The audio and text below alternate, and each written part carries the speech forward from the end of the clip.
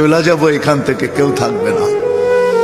যিনি থাকার উনিই যখন থাকেন নাই, কারো কাছে মালাকুল মউত অনুমতি নিয়ে আসে নাই, আসবে না।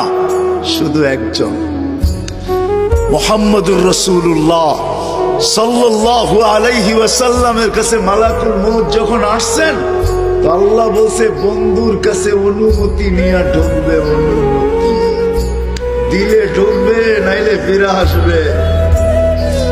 বন্ধু আমার, খবরদার অনুমতি ছাড়া যায় গর্জায় ঢুকা যাবে না। আমাদের কারো কাছে অনুমতি নিয়ে আসবে না, ওনার কাছে অনুমতি নিয়ে গেছেন। তারপরও বলছে শোনো, ঢুকার অনুমতি দিলেই কিন্তু হাত রাইখা দিবা না, আবার অনুমতি নিবা, রাখবা কি রাখবা না। বন্ধু যদি হ্যাঁ বলে তো রাইখো, যদি না বলে তো চলে আইসো। না বন্ধু আমার, কার বন্ধু?